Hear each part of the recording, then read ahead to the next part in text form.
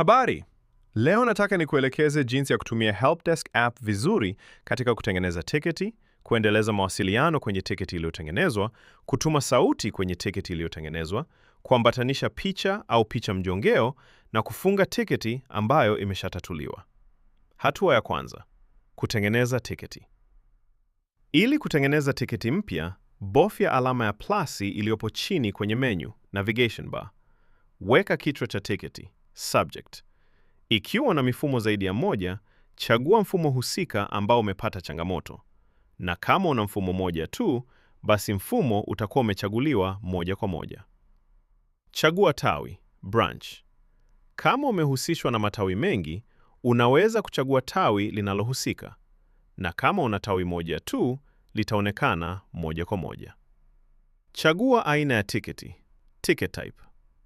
Andika maelezo ya tatizo, description. Mwisho, bofya create ticket. Baada ya hapo, app utaunda tiketi na kukupeleka moja kwa moja kwenye ukurasa wa mwanzo, homepage. Tiketi yako itaonekana kwenye recent tickets ikiwa na hali ya open.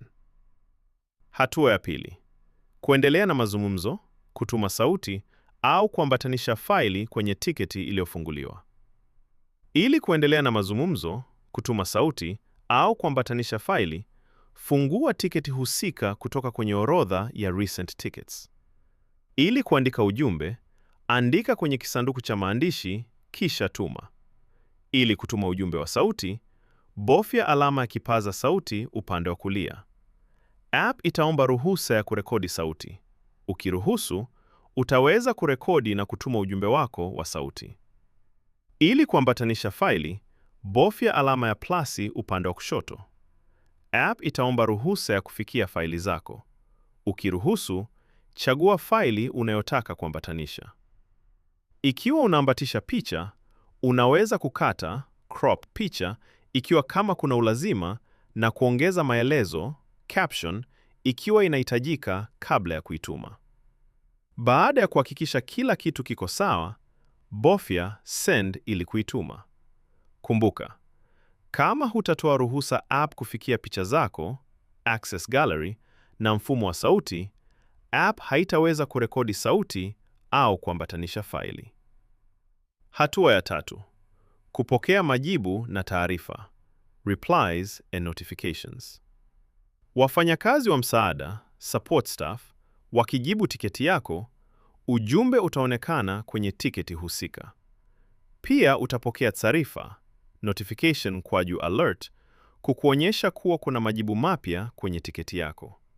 Kwa wakati huo, hali ya tiketi itabadilika kutoka open kwenda in progress. Hatua ya 4: kutatua na kufunga tiketi.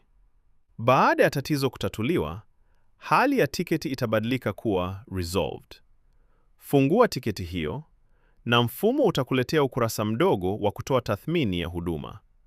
Unaweza kutoa alama za nyota, star rating.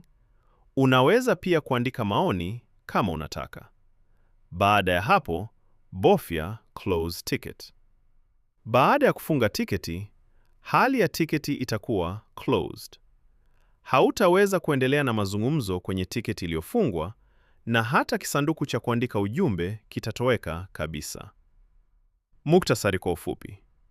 Kwa kutumia Helpdesk app, unaweza kuunda tiketi kwa urahisi, kuchagua bidhaa na matawi kiotomatiki au kwa mkono, kuendelea na mawasiliano kupitia chat, kutuma ujumbe wa sauti na kuambatanisha faili, kupokea taarifa pindi msaada unapojibu, kutoa tathmini na kufunga tiketi baada ya tatizo kutatuliwa. Hii inahakikisha mawasiliano mazuri na ufuatiliaji sahihi wa maombi yako ya msaada. Asante kwa kunisikiliza.